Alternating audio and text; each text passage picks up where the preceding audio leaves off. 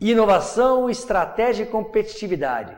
Uma vez que já entendemos o modelo que vamos trabalhar aqui, líder, seguidor rápido, seguidor lento, não seguidor, vamos agora abordar cada uma das posturas. A primeira delas, líder. Qual é o conceito envolvido aqui? Qual é a proposta? Desbravar caminhos, sair na frente. Não importa se com tecnologia própria ou de terceiro. O líder, ele quer sempre estar na frente. Então, ele está muito preocupado, gastando bastante dinheiro com pesquisa e desenvolvimento, porque ele quer sair na frente. Como mencionei, não importa se ele mesmo está bancando, patrocinando a pesquisa, ou se alguém, um exemplo muito recorrente, são as startups. Israel, não sei se vocês sabem, mas é um país que é um celeiro de startups. Muitas startups nascem e proliferam em Israel. Uma empresa que tem um costume muito forte, uma postura de líder muito definida é o Google, por exemplo. O Google aparece uma startup bacana, boa, que faz sentido para o seu negócio, ele vai lá e compra. A postura do líder é essa, está sempre na frente, certo? Existe risco? Claro, sem dúvida nenhuma, essa é a postura de risco mais elevado. Agora uma observação ainda, quando estamos falando de risco, a gente normalmente pensa em risco negativo, porém existe o risco negativo e positivo. Então, todas as vezes que nós falarmos em risco aqui nessa nossa conversa, estaremos falando do risco negativo e positivo. Então, vamos olhar primeiro o risco negativo desta postura de líder. Quando vocês pensam em empresa inovadora, qual empresa que vem à cabeça? Não empresa de tecnologia, empresa fora do mundo de tecnologia, porque no mundo de tecnologia tem muitas empresas. Quando a gente pensa em inovação, a primeira empresa que vem à mente é a 3M. A 3M é uma empresa inovadora por excelência, não é? A 3M tem em sua história, eles têm um livro contando essa história, recebem visitas na planta aqui em Sumaré, no estado de São Paulo, gostam muito de contar sobre as inovações, o que dá certo, o que dá errado. Eu estive lá já e aprendi muita coisa, inclusive. Uma primeira coisa que chamou minha atenção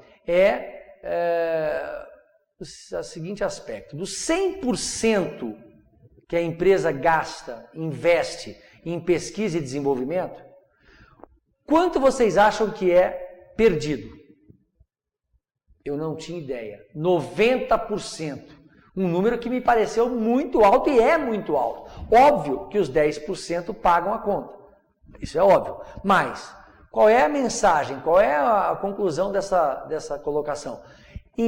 Toda vez que se investe em inovação, em coisas muito novas, é esperado que se perca muito dinheiro, porque nem tudo dá certo, nem tudo funciona. Então, o risco principal de ter uma postura de inovação é perder todo o dinheiro investido. Por outro lado, se a inovação der certo, se promove o que se costumou chamar de inovação disruptiva. O nome não é muito feliz, à medida que ruptura é romper com o padrão, estaria negando isso. Mas, enfim, é assim que se chama, inovação disruptiva. O que significa isso? Romper com o padrão. Normalmente é o líder com inovações que acaba rompendo com o padrão. A hora que o líder rompe com o padrão, ele cria uma vantagem competitiva que dificilmente quem está vindo atrás o alcança. Alguns exemplos, a Olivetti, por exemplo. Vocês lembram da Olivetti? Já conversamos sobre isso. Uma excelente empresa multinacional, italiana, inovadora. Fez a máquina de escrever elétrica, eletrônica. Aí inventaram o processador de texto. Rompeu com o padrão. A Olivetti não conseguiu acompanhar. Outro exemplo mais atual. Nós estamos vendo hoje o mercado automotivo, vivendo uma profunda ebulição, próximo de ruptura. Claros sinais de ruptura, quando você vê players de outros segmentos colocando investimentos, muito dinheiro, investimento maciço no segmento. O que vem acontecendo no setor automotivo já há alguns anos, não é? Google, Apple, Tesla e outras tantas companhias colocando muito dinheiro nesse segmento. Esse é mais um claro sinal de ruptura. O mercado automotivo está prestes a uma ruptura.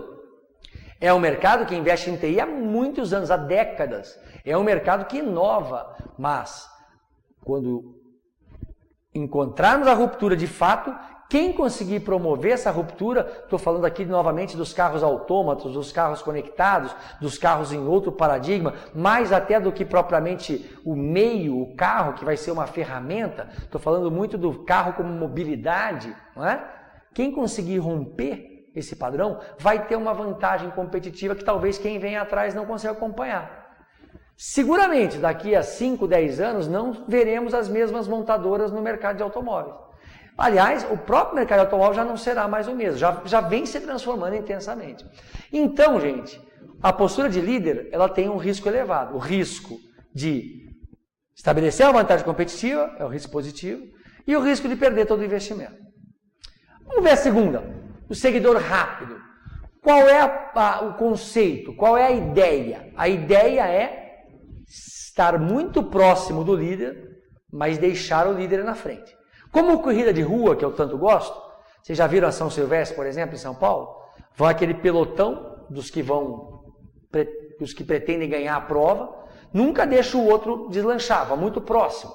A postura de seguidor rápido é essa, é estar muito perto do líder. Junto com o líder, inclusive, ele que define o padrão, o ritmo do setor.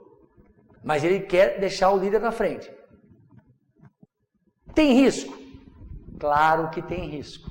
Fazer gestão é sobre risco. Atravessar a rua tem risco, então essa postura também tem risco. Porém, eu coloco como moderado em relação ao outro. Por quê? Risco positivo. O seguidor rápido, ele não comete os mesmos erros que o líder. Então, ele está indo um pouquinho atrás, a hora que ele vê o líder bater com a cara na parede, ele desvia. Quando eu era mais jovem, quando eu era criança, tinha um desenho animado que era do Leão da Montanha. O Leão da Montanha falava saída pela direita, saída pela esquerda, e é a postura do seguidor rápido. Ele quer sair pela direita, a hora que ele vê o líder se dando mal. Porém, o risco negativo é ele perder o bonde da história. Vocês entendem essa expressão? Perdeu o time. Perdeu o time. Eu, numa postura de seguidor rápido, eu estou deixando o líder ir na frente. Mas convenhamos, sejamos realistas, vamos falar do mundo prático, do mundo real. Primeiro, qual é o critério para definir esse modelo? Gasto. Como é que eu sei quanto que outra empresa está gastando? Não sei. Eu posso ter ideia, mas eu não sei. Então, quando eu assumo o risco de ter uma postura de seguidor rápido, eu imagino que o líder está a uma distância de mim, próximo. Mas será que é isso mesmo? Quão próximo ele está? Pode ser que ele não esteja tão próximo quanto eu imagino. E ele, líder, consiga promover aquela ruptura e assim criar uma vantagem competitiva. Será que eu vou conseguir acompanhar a questão do timing? Será que eu vou conseguir chegar no líder? Novamente, como a corrida de rua, na São Silvestre, a hora que estão subindo a Brigadeiro para chegar na Paulista, é a hora de mostrar quem tem garrafa vazia para trocar. Será que eu tenho garrafa vazia? Será que eu tenho fôlego? Será que a minha turma, a minha equipe, meus colaboradores conseguirão? Então, esse é o grande risco que o seguidor rápido corre. Terceira postura, seguidor lento.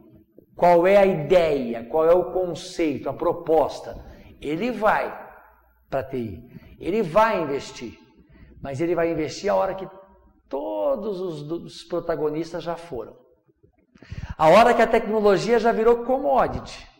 Já não tem-se muita dúvida de qual é a solução, qual a configuração, o que contém, o que não contém. O seguidor lento, ele aguarda, ele espera, ele fica para trás. Para daí, já mais na certeza, quanto à tecnologia, obviamente, aí sim ele investe. Ele já vai usar tecnologias padronizadas, comoditizadas. Certo? Existe risco? Claro que sim. Risco é uma constante em gestão. Risco é uma constante na vida. O principal risco, eu coloco esse risco como imponderável pelo seguinte, vamos lá. O risco positivo primeiro. Qual é o risco positivo? Dificilmente, eu diria para vocês que quase nunca um seguidor lento vai adotar tecnologia que não pega. Vai ter insucesso tecnológico. Porque a hora que ele vai comprar a tecnologia, já se tem bastante segurança, bastante certeza do que é tecnologia. Porém, um risco negativo muito forte, muito intenso, é ele comprar tecnologia velha, tecnologia em declínio, tecnologia obsoleta. Querem ver por quê? Qual mesmo é o parâmetro para definir o modelo? Gasto, G. Então, o seguidor lento gasta bem menos que o seguidor rápido e que o líder. Portanto, ele gasta menos em hardware, software e pessoas. Então, a sua equipe interna de TI vai ter uma grande capacidade, uma capacidade limitada. Se formos ser bastante sinceros, vai ser uma equipe estado da arte ou um quarto de boca? Obviamente, a vida é lógica e aqui também existe a lógica. Obviamente, o seguidor lento, que gasta muito pouco em tecnologia, também tende a ter uma equipe com muito pouco recurso, uma equipe muito limitada. Essa equipe muito limitada, a hora que vai conversar com a indústria de TI, que é muito capaz para produzir e vender, não se esqueçam disso. A hora que essa equipe, a hora que esse seguidor lento vai conversar com a indústria de TI, obviamente que a conversa penderá para a indústria. E a indústria de TI, fui da indústria de TI, vendi TI a minha vida inteira, sei o que eu estou falando. Ela tem que vender tanto tecnologia de ponta que está saindo do forno, como tecnologia de prateleira que está em phase out, que está lá já, pronto para acabar. Tem que vender de tudo. A indústria de TI remunera, incentiva que a sua equipe, que a sua força comercial venda de tudo. Então, para quem que ela vai vender aquelas soluções, aqueles produtos que estão lá quase saindo de linha, quase em phase out? Tenham certeza, para o seguidor lento. Esse é um grande risco. Por quê? Comprar tecnologia em declínio pode não ter muito problema. Agora, comprar tecnologia em declínio pode ser um grande problema. Depende do uso que você tenha que fazer dela. Não é?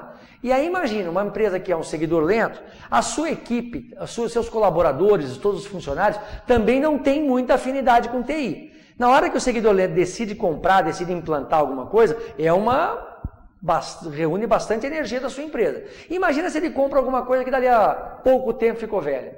Esse é um risco muito sério. Quarta postura.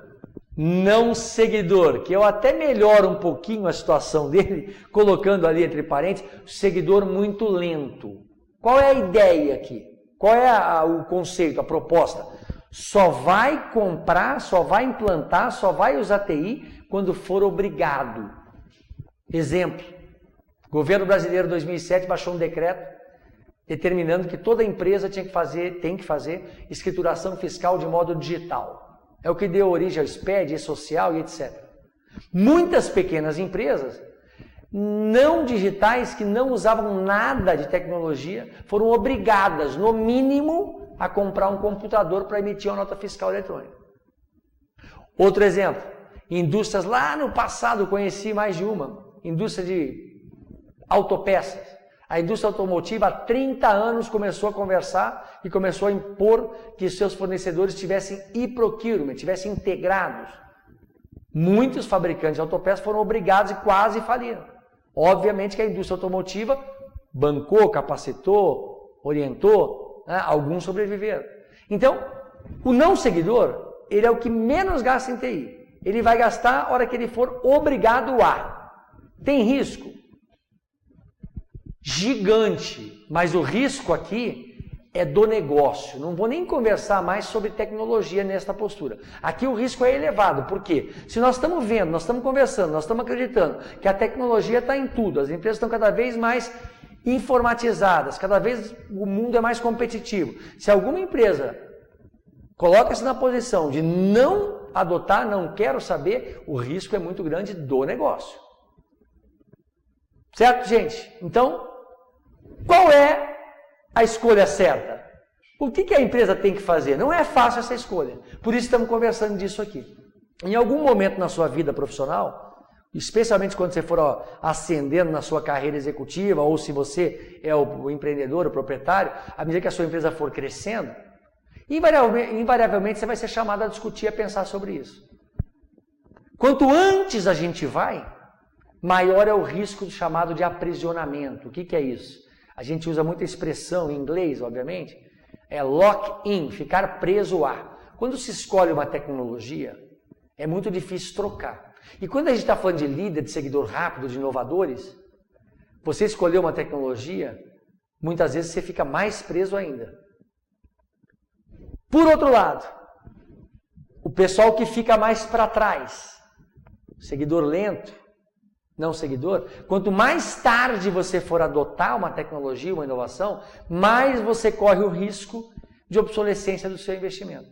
Então, não é uma escolha fácil. Existe um preço a pagar também, gente. O preço de ser protagonista, o preço de ser líder. Qual é o preço? Já comentei aqui. Disponibilidade de capital de risco. O que é isso? Ter dinheiro para perder. Grandes empresas especialistas em inovação, tradicionalmente têm a postura de liderança em inovação, perdem muito dinheiro. Por quê? A inovação, a pesquisa, o desenvolvimento nem sempre dá certo. Nem sempre vira dinheiro, porque inovação tem que virar dinheiro. Não é? Então, ter dinheiro para perder. É como ir ao cassino. Quem ganha dinheiro no cassino? A banca, o dono. Só vá ao cassino com aquele dinheiro que você pode perder. O maior erro é ir ao cassino com toda a sua capacidade de pagamento. Levar a carteira, todos os seus cartões, todo o seu crédito. Está fadado a uma dor de cabeça. Não faça isso. Assim como a postura de liderança pede que tenha-se dinheiro para perder. Outro aspecto importante é a chamada cultura de inovação. Sabe a empresa que não pode errar? Empresa que não pode errar, as pessoas não erram? Erram. E quando erram, fazem o quê? Esconde, põe embaixo do tapete. E o erro é a melhor situação para se aprender. A gente aprende muito mais com fracassos, com erros, com derrotas, do que com vitórias. Então, empresa que não pode errar, as pessoas erram e escondem. E, na verdade, erram até menos porque se acovardam. Então, cultura de inovação é permitir que se erre, permitir que se tente, permitir que seja, de fato, corajoso. Né? Então, existe esse preço a pagar. Porém, existe um preço a pagar também para se reposicionar. Quem tem que se reposicionar? Quem vem atrás. Né? O preço a pagar é também ter capital de risco, porque na hora de se reposicionar também perde dinheiro. E, mais importante do que qualquer coisa, ter fôlego para tirar o atraso, entre aspas, ali. O que eu quero dizer com isso? Será que a tua turma, a tua equipe, a tua empresa, que é uma empresa que não é muito dada a investimento, não tem muita familiaridade com TI, será que na hora que você tem que correr, se reposicionar, você vai conseguir, vai ter fôlego para fazer isso? Pois é. Sintetizando a nossa conversa, este quadro que eu apresento para vocês agora é o que sintetiza tudo. Quanto mais à frente eu estiver, líder, seguidor rápido, mais eu corro o risco de aprisionamento, de obsolescência precoce. O que quer dizer isso? Aquela obsolescência, não que ficou velha, mas obsolescência porque a tecnologia não pegou. Inviabilidade da solução proposta, o que é isso? Toda vez que eu estou falando de tecnologia muito nova, eu corro o risco de comprar a mais do que eu preciso ou a menos. O que também leva para a explosão de custos, que é o outro risco de quem está muito na frente. Vi diversos projetos de tecnologia inovadora. Vi muito poucos cumprirem orçamento. Exatamente por esse tipo de situação. Conforme eu vou caminhando no espectro de posturas, seguidor lento ou finalzinho de seguidor rápido, muda meu risco. O risco passa a ser principal o seguinte: talvez a turma que esteja na frente crie um abismo que eu não consiga transpor. E por outro lado, quem também não está na postura protagonista, não é líder, seguidor rápido, normalmente está mais à vontade. E nessa hora, muitas vezes, é ultrapassado por alguém que vem vindo atrás. Mais à frente, ou mais atrás ainda, na verdade, né? O seguidor lento, finalzinho, quase não seguidor, o risco muda. Agora é comprar coisa velha, obsolescência, a tecnologia ser substituída. E, por último, a dimensão pessoas, que eu falei tantas vezes já com vocês. Quando eu sou uma empresa seguidor lento, não seguidor, é muito de se esperar que a equipe, os colaboradores, as pessoas da empresa não tenham muita familiaridade com TI. Em não tendo muita familiaridade com TI, a hora que eu vou ter que implantar alguma coisa, adotar alguma tecnologia, quem me garante que essa turma toda, que os colaboradores, que as pessoas vão adotar a tecnologia? Como já vimos em encontros passados, em conversas passadas, as pessoas têm uma tendência forte a sabotar quando não compram a ideia. Então, esse passa a ser o principal risco. Vejam, não é uma decisão fácil. O que é importante para fazer gestão, e nesse tema especial, para saber que postura tomar, é entender quais os riscos associados a cada postura.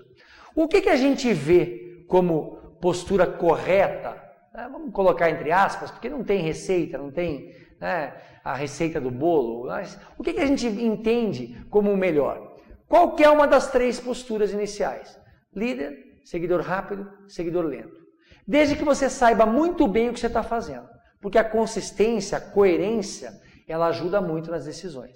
Eu só excluiria da conversa a possibilidade da postura de não seguidor, acreditando que não seguidor está correndo um risco muito grande do negócio. Então, líder, seguidor rápido ou seguidor lento. Dependendo do seu mercado, dependendo da sua estratégia, dependendo de quanto dinheiro você tem para perder, aí sim toma-se uma decisão. O que a gente vê mais comumente no mercado, nas empresas? A chamada decisão, a postura híbrida.